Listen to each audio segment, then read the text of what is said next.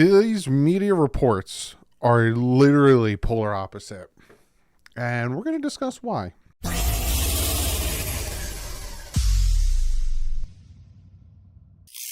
What is up, Fin fans? Barry Jackson came out with a fantastic article today saying skepticism about Dolphins Tua Tagovailoa commitment growing tiresome and it's unwarranted. And I didn't read this in full. I saw the title and I kind of read the first line, which says healthy skepticism is fine. In fact, it's encouraged in our profession. And I was like, you know what? I'm going to make a video about this because we're seeing it. We're not only seeing it with the Miami Dolphins, right? We're seeing it a ton with Miami Dolphins with Tua. You know, oh, they're going out and looking at quarterbacks. No, they're not. They are. They're not. They are. But even the Atlanta Falcons aren't interested in Lamar Jackson. And then someone else comes out and says, actually, the Atlanta Falcons would be interested in Lamar Jackson. The Raiders aren't, this and that. There's a lot of this stuff, and I want to talk about it. So Barry Jackson came out with a good article. We're going to go through it. We're going to talk about it. I'm going to talk about some of the points he makes because he makes really, really, really good points in his article. And then I got two packages I need to open. And one of them, they're both from my guy Sean. And one of them is a sponsorship we're going to talk about. And the other, he said, is going to blow my socks off. And one is for me and one is for a giveaway. So what I'm going to be doing is giving the other one away for my 5-year anniversary on Sunday. So Sunday, I'm going to go live for a little bit because it's 5 years that I started the channel. And whatever Sean sent me to give away, I'm going to give away, not on Sunday. I'm going to do the same thing where you need to let me know if you want to be in the giveaway, and then we're going to do a giving away, yada, yada, blah, blah, blah. So without further ado, let's jump into this. Like I said, he starts the article by saying healthy skepticism is fine. In fact, it's encouraged in our profession. And I agree 100%, especially when it comes to Tua Tagovailoa, right? I have no problem at all with people who are skeptics of Tua. He can't stay healthy, especially, you know, not this past season before that. There were some questions with, you know, his downfall at certain points, even this year in December against the 49ers and the Chargers, and then the second half of the Packers. I understand there was a concussion there, but like there's a lot of skepticism, and I'm all for it. Because I have my skepticism with Tua, with him, his inability to stay healthy and his consistency. You know, we got the stretch of consistency, but it kind of fell through. Skepticism is healthy. It's when it gets to extremes, that's when all of a sudden you're just like, oh, okay. He says, but with the Dolphins and their comments about Tua, I'm not sure how we arrived at this unhealthy place of distrust and suspicion and cynicism where a handful of reporters decide that General Manager Chris Grier's word are not to be believed about his quarterback. And I know some of you guys are going to be like, he said the same thing when, you know, they were going after Deshaun Watson and when they were going after Tom Brady. Why is this any different? Barry Jackson actually gets into that. Many teams, executives stretch the truth or fib, often by claiming doesn't have been made when they actually have been made. If the Dolphins start pursuing available quarterbacks, that would suggest that Grier was being dishonest, that he said in no uncertain terms that the team is committed to Tua as the starter of 2023. And he said it. Like, he emphatically said it. And I read the quote to you, I think, the other day. He emphatically said it. Our educated belief is that Grier was telling the truth and doesn't plan to pursue any other starting quarterbacks. ESPN Jeff Darlington reported that on Tuesday. So again, you have some reporters reporting that the Dolphins are Rich Eisen, and he's going to talk about it. You know, I keep stopping, but he literally addresses all these. And yet a few cynics keep questioning Grier's words, and predictable pattern of doubt has become tiresome. At the head of the pack is CBS HQ and former ESPN reporter Josina Anderson.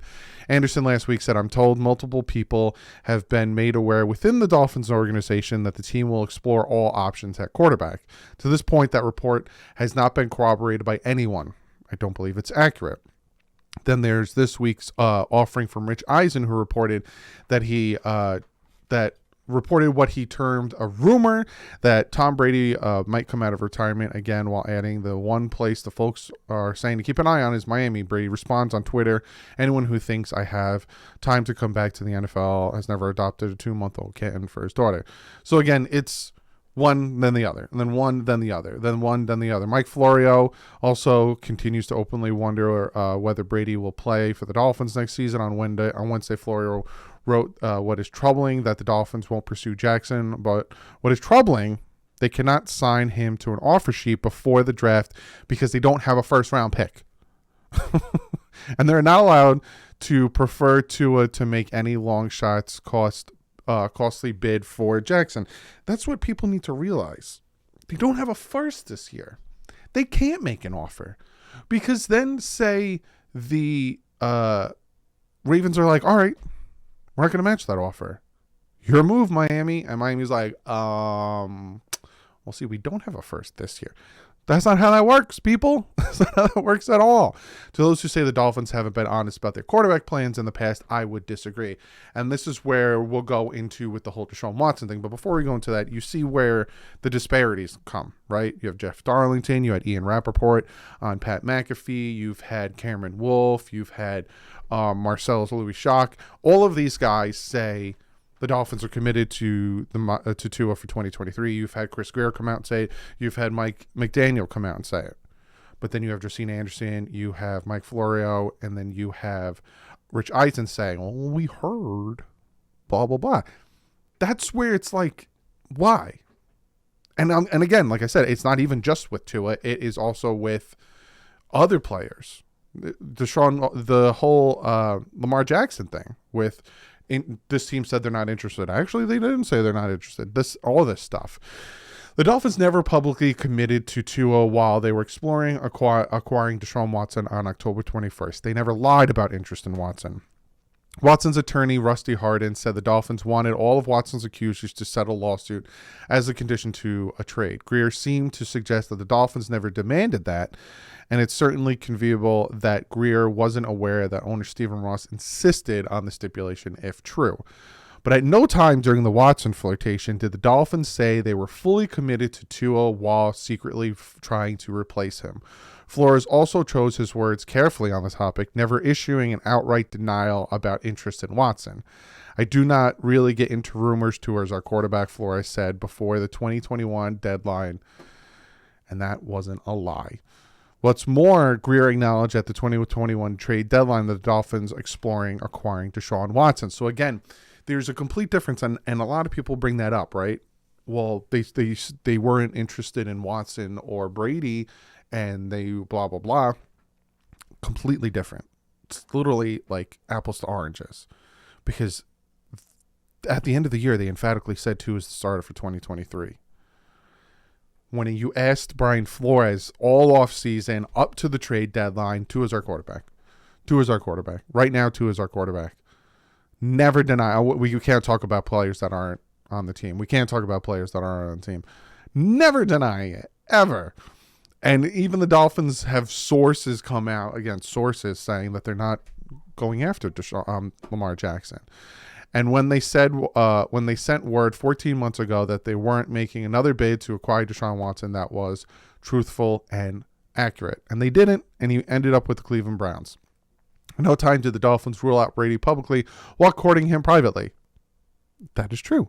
My theory is that some reports are manifesting their own doubts about Tua into skepticism about whether the Dolphins are being truthful when they discuss their commitment to him. ESPN continues to spend entire segments questioning if the Dolphins will really stick with Tua. Chris Canty made assumptions that he shouldn't, said the Dolphins are not sure about our quarterback based on health factor, and they want to see what else is out there to be had in the market. The only reason they're not exercising Tua's fifth-year option immediately is because they're not sold on him.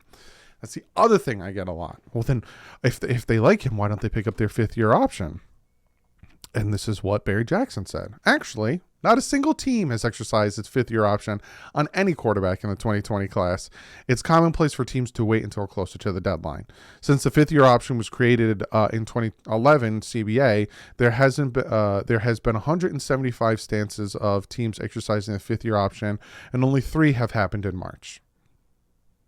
Barry Jackson just drops like knowledge and facts, like just. So people who are like, well, then why don't they pick up the fifth-year option? Why are they dragging their feet? It's because they don't believe in him. It's because they're courting other quarterbacks, yada, yada. No. It's because it doesn't happen in March. They have till May 1st. Pro Football Talk has said the Dolphins words regarding Tua are meaningless, and their intentions will be revealed by their decision whether to exercise his 2024 option by the May 2nd deadline. But that's not entirely accurate. The Dolphins can still be fully committed to Tua for 2023 while choosing to delay a decision for 2024 because of durability concerns. And that's where I am. That's where my thoughts come in. You guys heard me. I wouldn't pick up his 5th year option. I would let him play out 2023. I would do the Daniel Jones situation. I let him play out 2023, and if he kills it, pay him. If he doesn't, you move on. As ESPN Darlington correctly noted, if you don't pick up the 5th year option, you can make the case that, look, we don't expect him to play on the 5th year deal anyway. If he has a successful season, they'll extend him after it no matter what. He won't play on the 5th year. If he doesn't, they can just move on. Delaying the decision is just prudent business. Bottom line, when Chris Greer discusses Tua, how about we believe what he says unless he gives us a reason not to believe him? And that's 100% of what's going on right now. And it's just funny. And I wanted to talk about this because, I have so much videos planned, but like certain things become pertinent at the time. And I want to talk about them and make them now. Right. Because they're like, if I decide I'm going to post these 4 videos I have planned, and then I want to talk about this, it might not be pertinent because, they gave them the 5th year option, and it's like redundant for me to talk about this. But it's the media, right? And I'm not dealing with it anymore. Like, I'm not dealing with rumors. I'm not going to come on and make videos. Like, I made videos about Brady saying he's not interested. I've made videos about the Lamar, and I've made videos about it. And I'm not doing it anymore. I'm not feeding into it anymore. And you will get reactionary stuff from me, right? Because I made the mistake with Vic Fangio. Josine Anderson came out and said things, and then Josine Anderson came out and said other things, and then other people were saying certain things, and then other people. And again, it wasn't just with Tua. It was Vic Fangio. It was this guy. It was that guy. Oh, he's going. Aaron Rodgers. Perfect example of the media going back and forth. Again, this isn't just about Tua Tagovailoa. Derek Carr. The last we heard, Derek Carr is leaning towards the New York Jets. He really liked what they had to say. It seems like it's going to be the Jets. An hour later, he signs with the Saints. Like, do you see what I'm saying? So I'm really going to we're going to wait and see. Obviously, free agency, the tampering period starts Monday. So then we got a lot of stuff to talk about. But for now, when it comes to that stuff, it's just a lot of hoopla. But let's comment below. Let me know what you think. Am I being ridiculous about this whole situation? Should I not react to these things? Let me know what you think. And I'm going to open up these packages. Again, this is from Sean. He sent me 2 things. The one I'm opening now, he said, is going to blow my socks off. Him and his son, Aiden. Shout out to you, Aiden. I appreciate you, my man. They sent me this. I'm gonna open it. If you don't know, he is part of a really great organization called Clean the World, and I'm big into environmental stuff, so I'm gonna start working with him on Clean the World. And what he does is he this thing's really taped. He bars of soap that people don't finish. His company reincorporates them and gives them to people that need them. He helps people who don't have running water take showers. This is a great movement and a great company. And I'm really happy to work with him. Again, it's Sean. You guys know who Sean is. You've seen him in my chats and stuff. I don't want to butcher your last name, Sean Sipler. But Clean the World is really cool. So he said, when I open this, I will know who it's from. Because it was from somebody sent to him.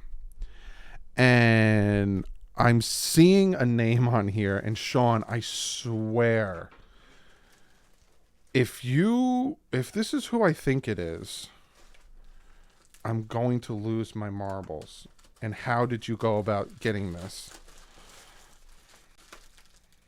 No way, dude. No way. Are you kidding me? So it's Tyreek Hill, right? And you're like, oh, cool. He sent you a Tyreek Hill jersey. It's signed. It says cheetah speed. No way, Sean. He sent me two. He sent me a white one. That's also signed. Cheetah speed. I'm giving one of these away. Holy crap. And the reason why he said that is because it's from Herman Hill. I think that's Tyreek Hill's father. He got me 2 Tyreek Hill signed jerseys. And for my 5-year anniversary, I'm giving one of these away. Holy crap, Oli. I'm going to... You are... Sean. He also sent me... Sean, you... Holy guacamole, man. Ugh. But yeah, so these are his shirts. Oh, these are nice shirts. I like that. It says wash your hands, bro. Yeah, Clean the World. Great organization. His organization. I'm going to be partnering with him on the channel. Does some really great stuff. Check it out. Clean the World. Go check them out. But Sean, you're out of your mind.